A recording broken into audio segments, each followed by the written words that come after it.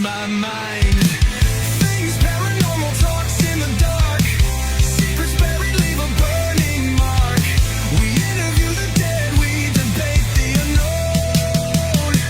Chasing shadows where the seeds are sown. Fingers tapping on a Ouija board. Broken silence like a shattered chord. Eerie hums in the dead of night. Is it truth? Well, hello everybody.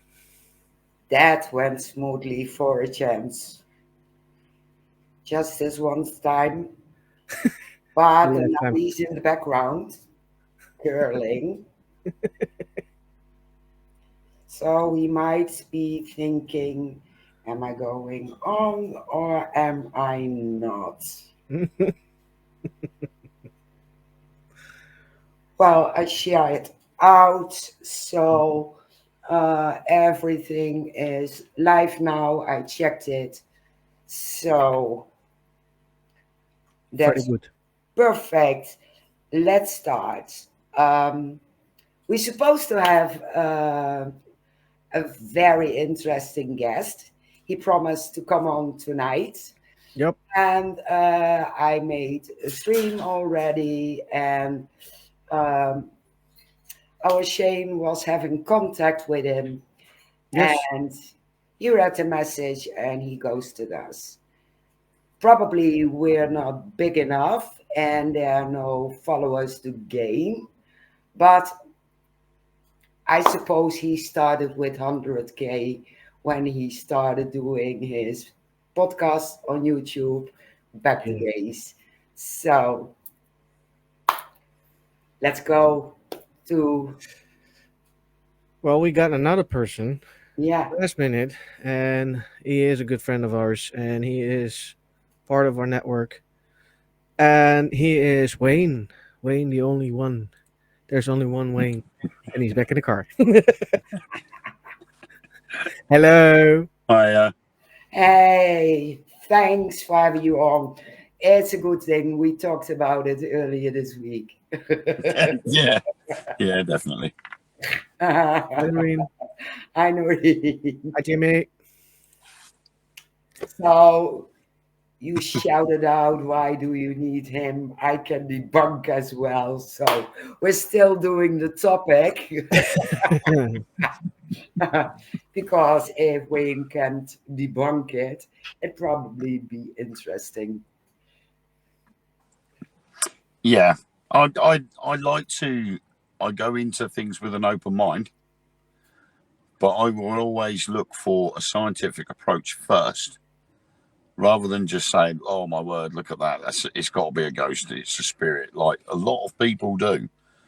I will always go straight for what it is first, before I go down the road of saying what it isn't.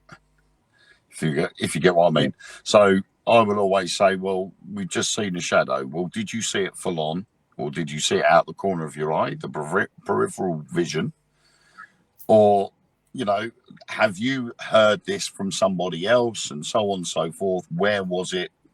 How far away was it? Looking at all possibilities first.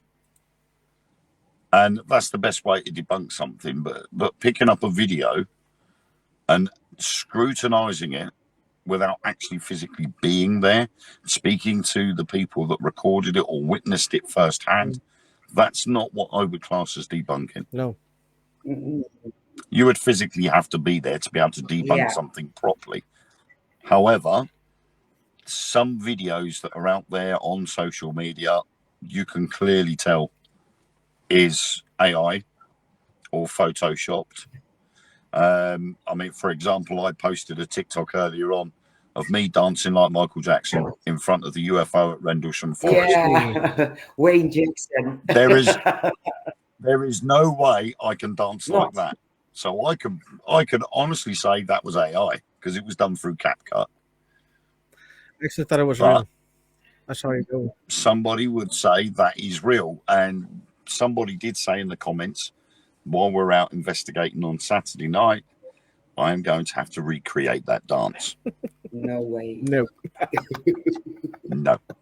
There is no way I'll be recreating that dance. I'll try, but there's no way I'll do it.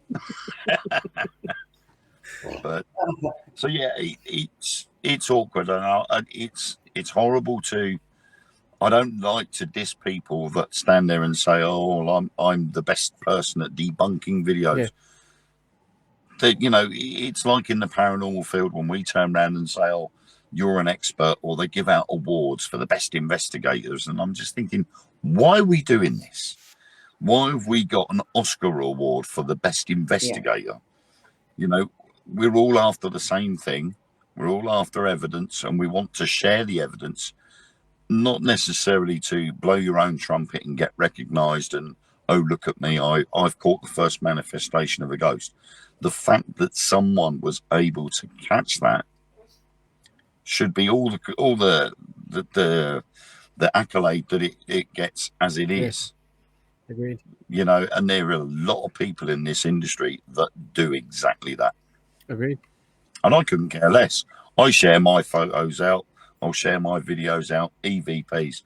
And if people want to stand there and say, oh, no, that's rubbish, that's fake, then that's their opinion. Yeah. And I'll just keep sharing what I get. And in all honesty, it's few and far between. The evidence I catch may not necessarily be in the hundreds every year. No. I might only get 3 or 4 things that I think warrant being shared out there. And I think that makes a big difference. It does. Definitely does. Yeah. But we don't share that much either. Because No. it's not worth sharing. No. There's some EVPs that are very, very soft. We can hear them because we trained. But when I put it online, people are like, yeah, I don't hear anything. No, I know. I'm not going to put it online anymore. And the thing as well with a lot of EVPs is you don't necessarily notice it True. when it happens according to the EVP. So you could ask a question and record for 30 seconds afterwards. You won't hear the answer, but when you play it back on the EVP, you could go, say, 15 or 16 seconds in, and you hear something, and you're like, I don't remember hearing that when we recorded it. And I can't remember which application it is, but I think it's Lex voice recorder. Yeah. And it gives you the spikes. It actually gives you a graph of when the sound spikes come in. So you can easily go back to it and go, well, we know that there was nobody saying anything then, but when you look at so many seconds in, there's a sound spike. And everybody was quiet. So I've combated that one by actually putting the device down on the floor or on a shelf, and I've set it to record and I've walked out. Because then that way it rules out any personal movement within the location that could make that sound appear on there. And if you combine that with locked off cameras, you can prove you walked out. Yeah. Agreed. And that's all it is all these people that can debunk things. You've just got to look at finding ways around it so that they know that you haven't faked anything. And then when you get the TV shows that stand there and they're pumping out episode after episode, and I'm like, hang on a minute, in real life, we wouldn't have got that much evidence in that space of time. No, exactly. Exactly. So But that's still weird with me. But people believe it.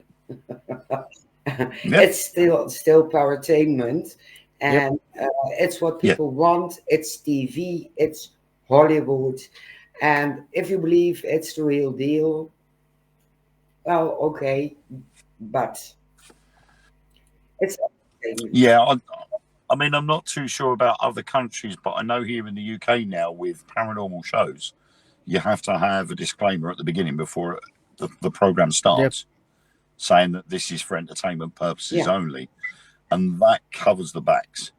So if someone actually takes it for real and goes, oh my God, they've caught a ghost, then you've got to sort of, rather than sort of sharing it out and going, oh, so-and-so caught a ghost, they're like, no, they didn't, because if you look at the beginning, it says for entertainment purposes. Yeah.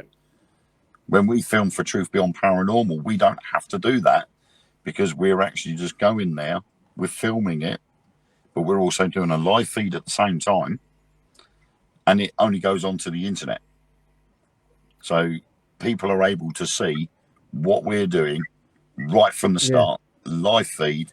And then if they look at the episode and we've got, I don't know, 45 minutes where we're in a cellar, but only 3 minutes of it pops up on the actual show itself, they can look back at the live feed and watch the entire 45 minutes. Yeah, exactly. Including that little clip. So we can then get away without putting for entertainment purposes because we've done the live feed alongside it. Yeah. Yeah, exactly. Good idea to do, Mary. Yeah, it's very smart. But I hate to see myself in a live feed, and I hate hearing my voice. It sounds so off. And if we capture anything, I shout out. To be honest, I used to be like that myself. I always had jobs that I was either on my own or I was out the way from the general public. So I never got involved with anybody. And then when I started working for my parents' coach company, I then had to start dealing more with the public.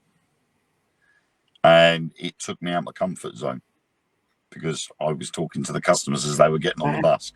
I had to give niceties. So I had to sit there and go, good morning or good afternoon. How are you? Enjoy your day at this place, blah, blah, blah. And had to be nice and sweet because at the end of the day, they would go around with a bag collecting tips for the driver. So obviously the more polite and well-mannered and talkative you were to them, the likelihood was you would get more tips. That's always a good thing. So, Yeah. yeah. Exactly. So that sort of boosted my confidence a lot more. And then doing that and then starting doing more in the paranormal, the confidence just went through the roof. And now I never really sort of take notice of my voice. All I know is it's quite deep. And that's it. And it sounds different if you hear it back, because you hear my voice like it actually is, but when I hear myself back, I have something like, oh my God. But I'm the female Jekyll and Hyde. And my job, I'm polite, I'm well-mannered, I never curse, I speak in public because I work at a museum. So I have to tell people, and sometimes even big groups, what they have to do, what they are looking at. So, but if it comes to the paranormal, if Shane handles the camera, I don't have a problem with it. But if I have to do it myself, I know there's a camera. Yeah. I think that's the best thing, watching your P's and Q's while you're out. Yep. I mean, I try not to. I think that's why it was my idea for to have a blooper reel at the end of each episode of Truth Beyond Paranormal. When we first started 6 or 7 years ago, a lot of the bloopers were all me, and it showed. That was because of my confidence and my inability to remember the lines that I was using for the historical side of it. Oh yeah. So at the beginning, most of the time when we were trying to give out the history of the location, I would have the line set out with what happened in the area, and I'd always manage to forget it. And we'd end up doing 16 or 17 takes just for one sentence. And over the years, I've got better and better at remembering the line so that when it comes down to it, I can just give out that one line. But then I tend to make silly mistakes, like not walking in the right direction. Or the only loose brick that I can find on the wall or on a floor, I will find. And I end up tripping over it. The very first episode we filmed was at RAF Upwood in Cambridgeshire, and the idea was for me to walk out of the administration building, and there was a set of 5 steps, and the idea was I was to walk out to the steps and take the first 2 steps and then stop. I walked out, I was saying the line, everything was perfect with the line, and then I misjudged where the second step was. And I stumbled down the rest of the steps and ended up flying forwards. And it was hilarious because at that time we had 15 people in the team. Oh my God. And everybody just cracked up laughing. And I'm like, I suppose I better go back in and start again, hadn't I? So, and then we had incidences that were out of my control. We were filming in another admin building, and there was supposedly a dark shadow would dart from one room to the other and go along the corridor. So I was standing in this corridor, and the whole line was supposed to be a dark shadow had been seen darting from room to room along this very corridor. And as I started to say the line, my partner's mobile phone went off. And it was the starting theme tune for The Little Mermaid. So as I'm walking along, I started the line, and then all of a sudden you hear do do do do do do do do do, and I'm like, really?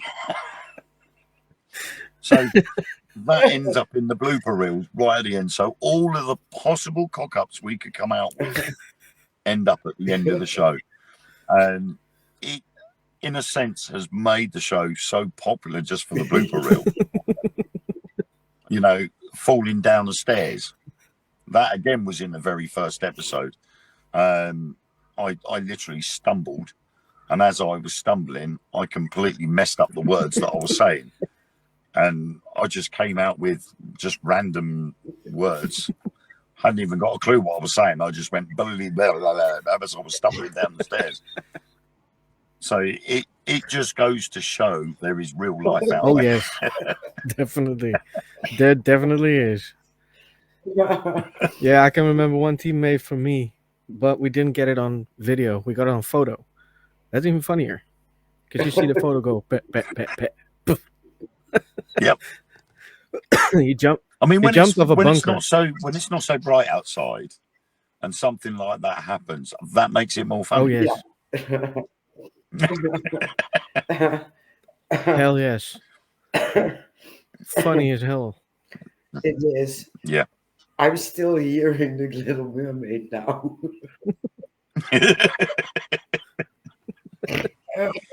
It was so embarrassing. There's me. I just grabbed hold of my knees. I've bent over. I'm going, oh my word. And that was it. We were laughing for about 15 minutes. My partner, she puts her phone onto flight mode, and I'm like, are we safe to, can we carry on now? She's like, yes, it's on flight mode now, so I shouldn't get anything come through. I'm like, right, okay.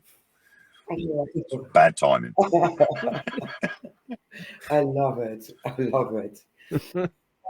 I mean, normally you expect if things like cars driving past or a motorbike or something, and then you get something like that happens, and it just changes the whole scene. But when something like that happens, that gives off loads of positive energy. Yeah. And that has been key to everything. I do it with my events. You know, I make sure that I try and boost as much positive energy as possible. And I will have a laugh with people, get people in high spirits as such. And it shows then that when they go out on the investigation itself, everybody is quite chirpy and happy. And that energy then comes through. And it tends to find that more things happen because that energy is so high. When people go in there and they're all like, oh, I don't know what I'm doing.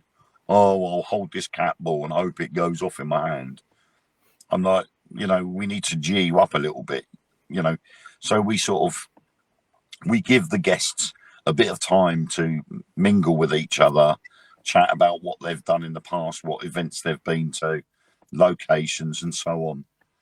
So that they get to know each other and they're not standing in a room with someone they don't Yeah. know. And that then changes the whole atmosphere. So we like to keep things nice and positive. And even when we sat there with iPad onto YouTube for Truth Beyond Paranormal's YouTube channel, and I've shown the collection of blooper reels, and the amount of times where we've had big groups of people going, we've really got to watch this. This is hilarious. Watch what happens next. And we're like, yes, that was me. That was me. I'm sorry. But it makes all the difference. Yeah, it does. So I think that just goes, rather than just sort of filming an investigation and going, this is the evidence, get on with it, and leaving it at that until the next episode comes out. Yeah. We like to mingle things up. You've got the honest sort of reactions to things that happen. You've got, unfortunately, with our director and our producer, a bit of foul language. And she has been told time and time again she needs to sort of calm it down a little bit. She's like, yeah, I know, I've got to remember to do that. I've, watch my language. We go out to the next investigation and the first thing that happens is her swearing again. And you're like, seriously? You're trying to create a good image and there you are coming out with all these expletives.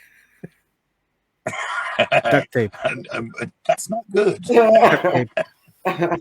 So we get there in the end though. So we just say we'll just bleep it out. It's a lot of bleeping. Yeah. It is sometimes, yes. Yeah, that's why I always take duct tape. That's a good idea. I think I'll remember that. Always works. Well, Yeah. I do need some side before my face. Yeah, when things happen, my face it gives it all away. In the clip Shane made, you see me sitting and the REM pod went off for about 10-15 minutes and I sat down and it was silence. That happened before as well. Yeah, and my face like, what the fuck?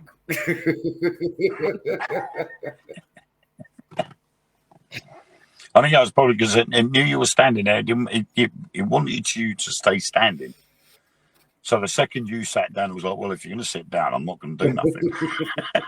Something like that, yes. Yeah. I must admit, I did an I was invited to an investigation by a public events group. I won't mention their name because they are starting to do quite well now. They'd only just started off and they weren't quite 100% on what they were doing. And they invited me over so that I could see what they were doing, how they were doing it, and what could be adjusted. And unfortunately, I only made it about an hour and a half into the event because it was so disorganized that I couldn't stay. And I ended up leaving and going somewhere else. And that was because everybody had, up to the point where they arrived, they booked and paid for the event. The guy was standing there with everybody's names on an iPad, which was fine. They showed their email receipt, which was fine. And then he turned around and he said, right, if you go down to my mum, she'll take your tea and coffee order. And I'm thinking, I know this location. What's she going to do? Is she going to go down to the local cafe? They don't have no electricity in there. So I'm like, she must be going off out to get the coffees. So she's standing there with a clipboard, writing down whether everybody wanted tea or coffee or hot chocolate.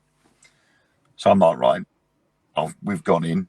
The very first vigil that we did, we had, I think it was about 36 people. We were all given cat balls. And we went into an ammunition room, which was underground, underneath a gun emplacement. And everybody was in the same room. And these two ladies were asked if they wanted to do the Estes method. And I thought, well, you should only have one person doing it. But no, it was two ladies. They sat down, they got their blindfolds on, they got the earphones on. And he said, and he'd obviously sort of told them what they had to do, just repeat any words that come into their head or through the earphones. And so these two ladies started coming out with random words. Everybody else is around the outside edge of the room with the cat balls in their hand. And they're just messing about with them. And I'm like, the guy that's running this hasn't even told them they need to put them down and stop throwing them about the place because you want the cat balls to move. Excuse me, but it was like a disco. All you could see was red and blue lights flashing all over the room. And these rooms were all painted white. So all the lights were literally shining all throughout the room. So I'm like, okay, this is a bit strange, really. You need to have separate groups going into different areas. Yeah. Then this lady says, do you mind if I put my REM pod down on the floor? So he's like, nah, go for it, go for it. So she picks it up. She puts it down on the floor, switches it on, and it just would not stop going off. It was constantly going in all directions. And I'm like, I walked up to the guy that was running the event and said to him, have you told everybody to turn their phones off or put them on the flight mode? Or have we got multiple spirits in this room? And he went, oh, I forgot to tell them. So well, that's the reason why the REM pod's going off. So, of course, he says, oh, everybody, I forgot to tell you. Can you turn your phones off or put them on flight mode, please? What happens? The second everybody put their phones on the silent or flight mode, it stopped. The REM pod just went completely flat. And I'm like, I can't believe this. And, of course, all these people are still standing there shaking the cat balls. And I'm like, nah, this is crazy. And after 3/4 of an hour, I'm looking at my watch thinking, well, it must be tea or coffee time in a minute. Next minute I know he's gone. 6 people have wanted to go off on their own. And he's gone, okay, yeah, make sure you're out by 10:30. And I'm like, hang on a minute, aren't you sending a team member with them? So these 6 people have just gone wandering off. Some of the areas were not exactly advisable to go on your own or without somebody that knows the layout. And they've just gone wandering. And I'm thinking, this is crazy. He hasn't even sent a team member with them. Another half an hour passed and he said, right, it's tea and coffee break. So I'm like, okay. So everybody's coming out of this underground bunker, handing over the cat balls, putting them in this great big plastic tub. We've gone into the hub room and there's this man's mum has got these 2 camping stoves up on the counter and she's putting kettles on top of these camping stoves. And I'm like, if she's only just put these on, we're going to have to wait 20 minutes before the water's boiled. Yeah. No one's going to get a cup of coffee. So I just stood outside, I had a cigarette, and when the guy come out, I just turned around to him and I said, look, I'm sorry. I said, but my kids are out kicking off at home. I'm going to have to go and help my partner out. And he's like, no problem, Wayne, no problem. He says, well, come back to us soon. He said, well, I'll send you a message when we do another one. I'm like, yeah, okay. So we've gone out, I've got in the car, and I've driven from Colchester to Bury St Edmunds in an hour, which is normally about an hour and a half drive at normal pace. There's a little confession. And I had been asked by that team to help with a group of people at their event. So I just quickly phoned her up and said, look, I'm on my way. I'll be there in an hour. By 11 o'clock, I was there, and I was taking a team round a control tower at an old American Air Force base. Cool. And it was so much better. But I just let them get on with it. But this group now are using a vehicle as like an attraction to try and boost ticket sales. Look at our spooky bus. And it's just literally a blacked out van with ghosty logos on it. Okay. And I'm just like, you know, caption underneath saying, "Come and see the ghost bus," and I'm like, seriously, you know, try actually sort of something a little bit more catchy. You know, you're not going to come to your event just because you've got a blacked out camper van. Not only that, but this proves that you cannot just host an event like that if you don't know what you do. No. I mean, he wanted constructive criticism, and unfortunately, he doesn't like criticism. If he sees he's doing something wrong, then he will alter it. But he doesn't like other people telling him that he's doing it wrong. Mm. And I'm like, you know, if you're going to have camping stoves doing the boiling water, then you need to make sure that a member of your team has got that water on the boil for when the first vigil finishes, so that when everybody comes out, they can pour themselves a cup of coffee straight away, not wait 20 minutes and then pour it. Because then instead of having a 15-20 minute break, you've got a 45-minute break. Exactly. Takes a lot of Which time. means they've got less time investigating, and that's what it's about. True. So we've done away with things like that. If we've got a location where there isn't any electricity, we have toyed with the idea of having camping stoves. But what we do now is we turn around to people and we say, there is no electricity at the location. We will be providing cold drinks. If you want to bring hot drinks, then unfortunately you'll have to bring a thermos flask and so on. But we have got someone coming to our event in November that is going to bring her camper van with her. Oh, that's cool. And she's going to bring it into the grounds, and we're going to be using her camper stoves in her van to boil the water. So I will then just make sure that either myself or one of my team will make sure that water's put on the boil for when everybody finishes each time. That might be a good idea. Yeah. You know, it's an easy way around things, but this guy really didn't think of that and just went for it, and everybody was standing around for ages. Yeah. That's not going to work. No. I mean, I come out with weird things we like: cartons of milkshake, cup drinks, cans of Coke, things like that, or an energy drink if anybody wants them. And we just say, right, help yourselves, go for it. Yeah. You know, 9 times out of 10, though, a lot of the places have got electricity in, so we've got a tea urn there and the tea and coffee making equipment anyway. Mm-hmm. So it's the very odd occasion where they haven't got electricity. Yeah, it's that the very, very you have to old make buildings. alternative arrangements. Yeah. Well, Did you ever on TikTok get tagged in spooky videos, ghost videos, so-called ghost videos, where you had to debunk it? I follow a creator called The Other Side, Yeah. yeah. and I'm quite good friends with him. And Matt every now and then will send me a video that he's been given, and he's gone, "What do you think of this?" And quite a few times I've turned around and gone, AI, straight away. Yeah. But I have had I've had a few where I've sat there and I've gone, I'm going to have to look over this again, and then try and find where the original video has come from, Yeah. and actually look at that person's profile to find out what else they've put up. Because sometimes that's a bit of a giveaway. Yeah. They'll make a video, they'll send it to someone like The Other Side. He will then air it and react to it. And then people will comment, "Nah, that don't sound right, that don't look right," or whatever. But if you actually look at that person's profile and find they've done similar videos before, just in different situations or different locations, yet the same thing is happening, Yeah.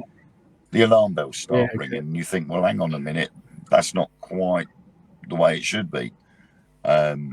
So I have called a few out with him, and he's gone, yeah, that does make sense. And I do like watching his channel. It's quite funny when he does do that, and he just looks through different videos. And he did one the other day where he was asking people to jump scare. He was, I think he was playing one of those horror games, and he was playing a police officer, and he had to find 5 missing bodies, and he'd got the first 2, but the second it gets dark, he can't make a single noise, because if he does, these weird zombie creature monster things come chasing after I him. think I know what you're saying. So of course he was asking, he'd got up on the screen, jump scares. So I thought, right, we're going to wait. So he's walking around this building, and I'd seen what appeared to be a pair of legs coming out from behind a wall. And he walked straight past it. And just as he did, I sent the gift on TikTok for the jump scare. So, of course, he jumped, he screamed, and the person that was sitting behind the wall got up and chased after him. And he's going, Wayne, don't do that, don't do that. So, of course, it caught him, and it had to restart. The same thing happened again. And, it was just so funny. And he spent about an hour. When he thought he was getting somewhere, I sent a jump scare, and he'd have to restart the game again. He asked for it. Good fun. He asked for it. Yeah. It's funny. Yep. It's really funny. I missed that because I follow him as well, but I missed it. Yeah. I mean, Matt's, I have put a thing out for Matt to come up to my event in Harwich in November, but because he lives down in Portsmouth, it's difficult for him, obviously with children as well, to come all the way up here. So he said to me, he says, I'll ask the missus and see if it's okay to come up. So it would be nice if you could. Oh, cool. But we've got some quite some influential people coming to this event. We have TikToker Midlife Crisis 101X coming along. He normally does car fails, so people that drive their cars into flooded roads and destroy their cars completely. We did an event with him last year. Oh, was it last year? Yeah, I think so. I can't remember now. At Sessions House in Boston. No paranormal team had ever investigated there ever, and we were the first and only team to go in there. Cool.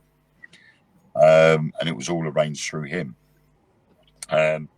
So we've invited him along to this one. We've got a YouTuber, Tom Sunderland, that does a lot of motoring videos, but he was also at Sessions House in Boston, so he's coming as well. We've got Kelly from Paranormal. She's coming along. She's a TikTok creator as well as Paranormal Investigator. And we just recently did an experiment and study with her at 30 East Drive in Pontefract. And the paper has just been handed in, so we're just waiting for the all clear on the paper, and then we're allowed to explain what we did. Cool. Because if the paper is accepted, it will be the first time in 50 years that this evidence has been able to be confirmed and used as evidence. That's exciting. Because the last time this particular type of paper was put in was back in the 1970s. A long time. And because the man that did the experiment did not use protocol. And so because he didn't use protocol, it wasn't accepted. Whereas this time round, we've gone down the full protocol. We followed everything word for word. And so hopefully it should be accepted and take it from there. But we're going to be doing another one February next year, I think. And I think that's down in Cornwall, the Jamaica Inn. Cool. That is very cool. And it's only going to be the 4 of us at that one, so that's going to be pretty good. It has to be. I'm looking forward to it. So she's coming along as well.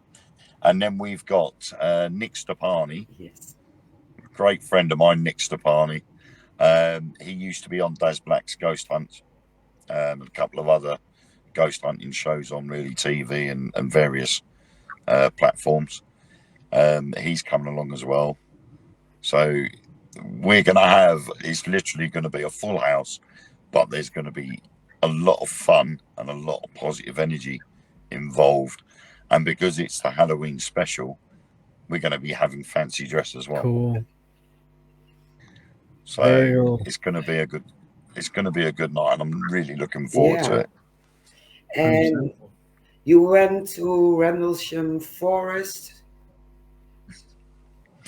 Yes, it's my excuse me, it's my favourite go-to for my alien research. we do with Truth Beyond Paranormal. We do cover all forms of the paranormal, so we will do cryptozoology and ufology as well as ghosts and spirits. And our director Sam had said to us once, "What shall we do for September?" The venue that we were going to go to has let us down, so we need somewhere else that we can go to. So I said, well, I've been saying for a while now, let's go to Rendlesham Forest. It's the home of the UK Roswell. So she was like, right, okay, we'll do that. So we arranged all to meet up. And from the word go, something was out. Something just wasn't right. Okay. We got there. There's a car park at the end of the runway at RAF Woodbridge. And that was where, a little bit further on from that car park is the East Gate, which is where the first sighting of the lights in the forest was seen. Yeah. So we're standing there. I'm filming the introduction. So I'm saying, welcome to Truth Beyond Paranormal. Tonight we're investigating Rendlesham Forest. And as I'm saying that, this white pickup truck's coming down the road towards the gate. And I'm like, okay, I can understand a security patrol around the perimeter fence, because I used to have to do that when I was in the Royal Air Force. But they stopped and they just sat there, even though that particular area is part of the UFO trail at Rendlesham Forest. So they're used to seeing tourists. So we just ignored it. We finished doing that section. We then went down to the bottom of the runway, still on public land, filmed another bit, and they turned up there as well. And they just sat there watching us. The hell? We then packed everything up again. They disappeared, only to find that they'd left the base, had parked up inside the car park on the edge of the base. And as we were walking down, they were standing at the end of the footpath watching us walk down. Then it got really bizarre, because as soon as it got dark, we're all standing around the alleged UFO landing site. We could hear footsteps, and we were all accounted for, but you could tell the difference between a rabbit, a fox, a badger, or a deer compared to a human's footsteps. And you could clearly hear somebody walking around the outside perimeter. We were shining torches everywhere. We couldn't see a thing. I'm standing at the UFO with my co-host of the Dark Mirror radio show, Mark Manley. And Mark we said, oh, look, what's that? And we saw these two solid white lights. And they were going from west to east. But as they were going eastwards, they were getting further apart from each other. They were spreading out. We stood there and we watched them go. We thought, well, that's a bit strange. Then we saw on one side of the clearing, solid white object just hovering above the trees. Then it vanished. Then Mark turned around and said, there's one on the other side, look. So I said to him, is that the same one? I've turned around and looked. There's another one just sitting there, hovering. That too vanished. As we're looking in the easterly direction, we noticed we could see one going from south to north, but it was making a wave pattern, so it was going up and down as it went. We're like, nah, that's really weird. That's not right. Yeah. That's not, a normal pattern for an aircraft. Then Mark turned around and went, Wayne, look up. I went, what? So I've looked straight up.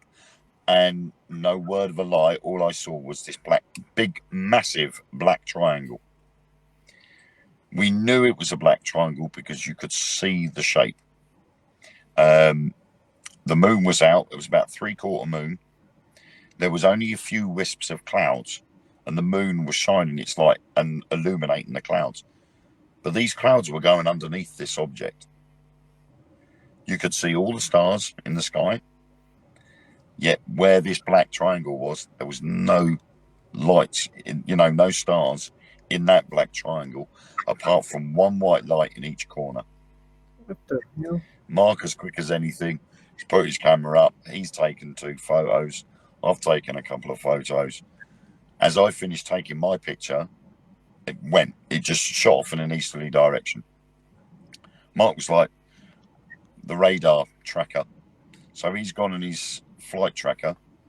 No objects in the area whatsoever.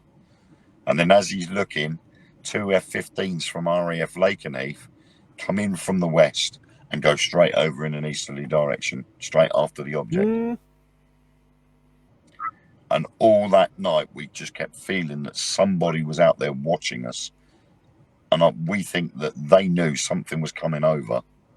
And so they were keeping an eye on us to see what we were doing. Oh, Makes sense. that is a good possibility, yes. Yeah.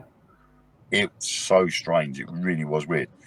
But as a result of that, I love going back there every time. As soon as I get a chance, we go on, you know what, kids, let's go for a trip to Rendlesham. And we'll go and spend the afternoon up there. Yeah. To the point where I've paid for an annual pass for the car park. I'm like, that's it. I'm going to buy the annual pass because it will be so much cheaper. Yeah. If you come there often, then definitely will, yeah. Yeah. Absolutely. And But me and Mark want to try and hold an event there if we can. We were going to try and do one for this year. But we probably may have to leave it till next year or the year after because there's a lot to organise.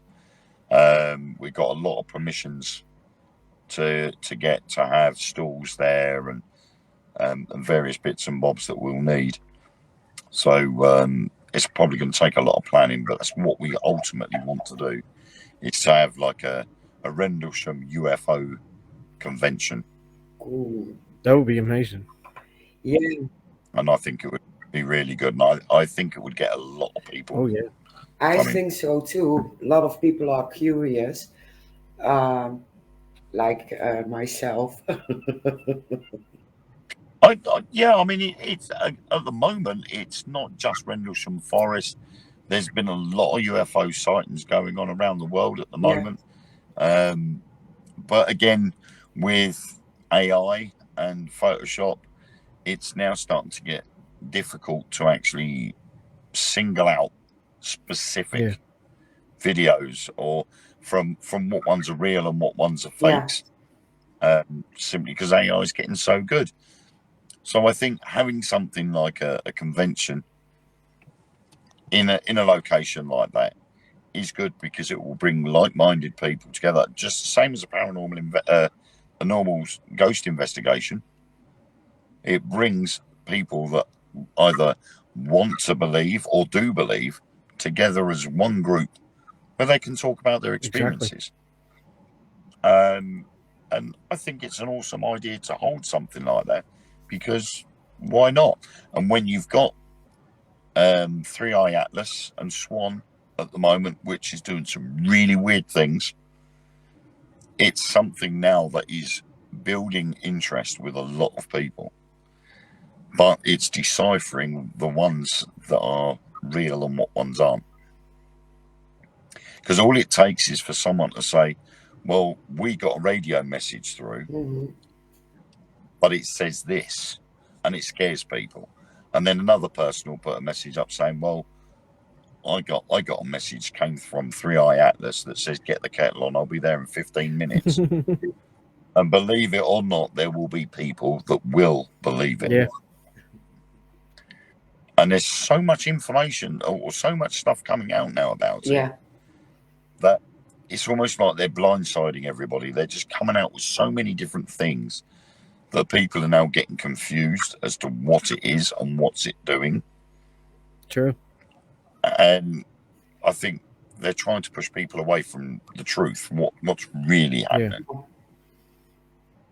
And I got a sneaky suspicion. I don't think people will know the truth until it's been and gone, I agree. or whatever is going to happen has happened.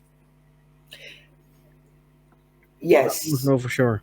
they still ridicule it, and first they don't know what it is, and afterwards they saying it's us, the drones, and Yeah. you see it in different areas with the violence. People don't even look. They don't even scare because it's so pushed on TV, on everywhere. Yeah, If it's there's normalized. shooting, people don't care. And No, it's the same with the UFOs. it's normalized. Yeah, Yeah. I think it's because over the years it's been drip fed.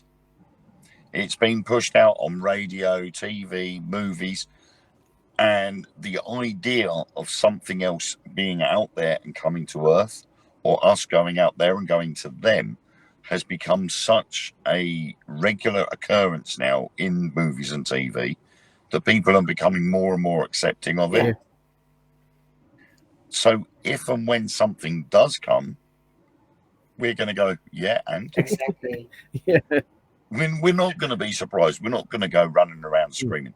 And I think that's quite possibly what they've been trying to do, is they're trying to get us used to the idea. But even when you look at the religions, when you dig between the lines, you will see there that they still talk about specific beings, not from this Yeah. earth, but from further afield.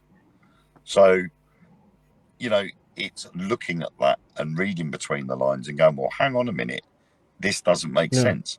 Because the Christian Bible mentions the Anunnaki, but not the actual name, the Anunnaki.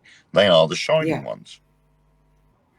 But things like the Book of Enoch actually mentions about the Anunnaki, and it got removed from the Bible. So, you know, it's shifting things to suit themselves to start off with. And now, because they've lost the grip and the control over the masses, they've sort of conceited and gone, that's fine. Right, what now we are going to have to do is we're going to have to bring this in to try and get people used to the idea. exactly. And so something like this, Three Eye Atlas, you know, come out with all the different stories of what's going on. The last one I'd heard was the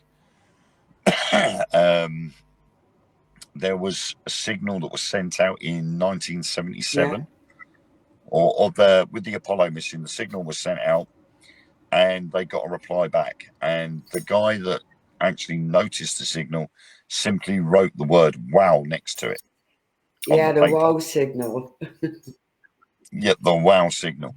Now, apparently, someone has done the maths, and I think it's the original, the guy that actually got the signal back. He's done the maths, and apparently, it's come from Three Eye Atlas. Okay. Because Three Eye Atlas came from the same area that the wow signal came from. And they reckon that they've done the maths and it's come from Three Eye Atlas. But then all of a sudden you get another one where they're saying the sun has done a coronal mass ejection. But it's been the biggest one we've ever known. And it went straight to Three Eye Atlas. So they're saying, is the sun some sort of Death Star, a battle station or something? Yeah. And it's seen Three Eye Atlas as a threat. So it's sent this coronal ejection at it to either destroy it or throw it off course. But it just seems all a little bit too coincidental.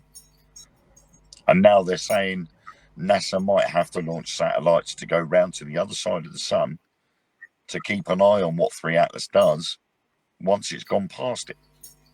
Yeah. Because they don't know what Three Eye Atlas might do once it gets round the other side of the sun.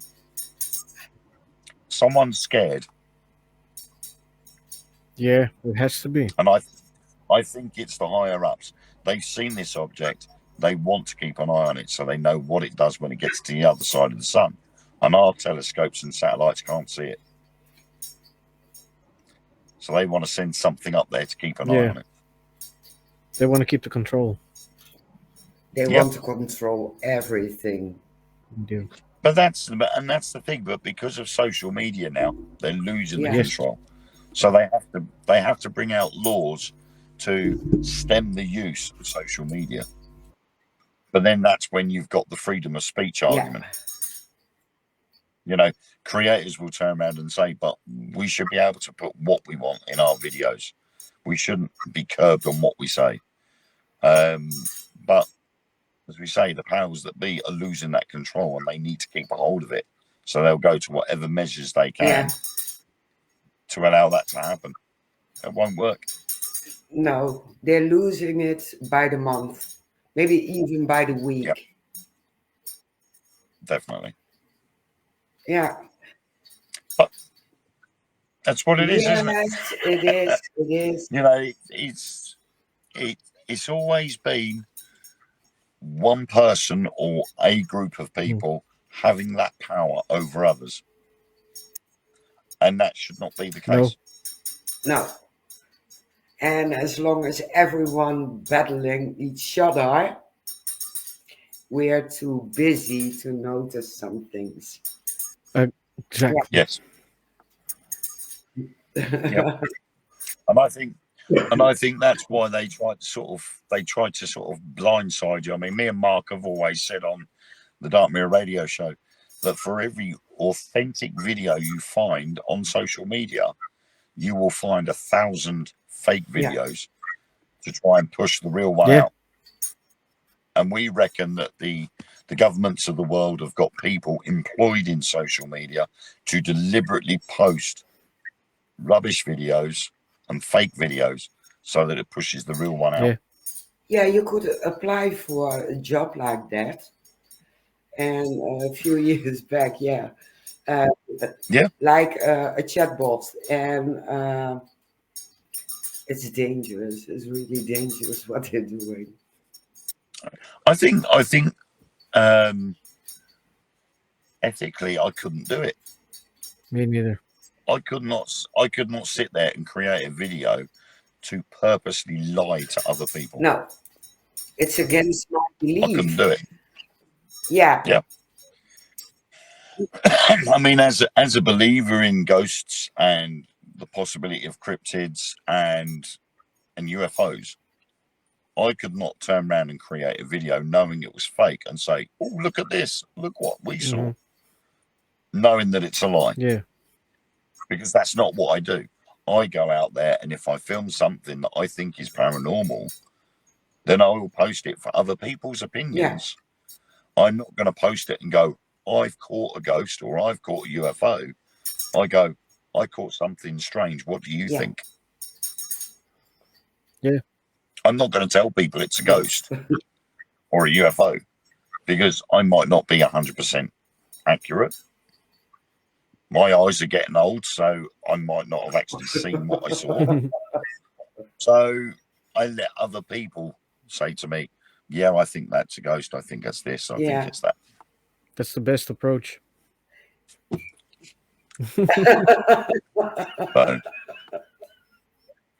So my daughter's just come out of guides.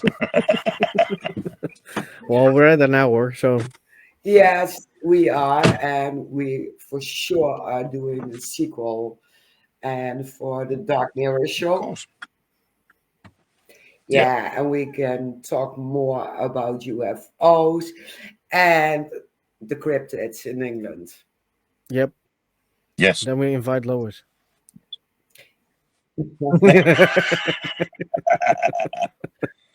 Yes, I wonder, do we? Yeah. I don't think you'll get to talk about cryptids. You might get to talk about something Yeah. else. I'm afraid so. I don't even can pronounce it like she does. No, only Lois can. It takes some doing, but you'll get there Oh eventually. yes. Definitely will. Wayne, thank you for joining us. Yes, thank You're you. welcome. And we see you again tomorrow evening. Yes, Yes, in indeed. the Mystical Carousel. I'll be Yep. watching. Yeah, It's a good subject tomorrow night. We're actually going to be talking about new technology and experiments. Yes. I love it. So Like I it's said, I'll be watching. I think it's worth talking about because it allows people to actually come out with more theories on how they could get evidence. True. Yeah, So, True. very interesting. So we'll be on tomorrow, and Will. Shane will be watching.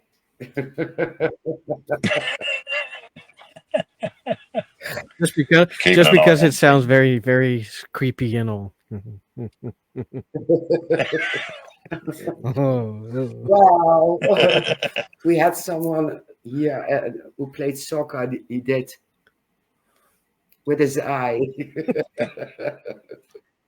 Oh, I got something in my eye. Oh, hang on. I'll be watching you. Oh my God.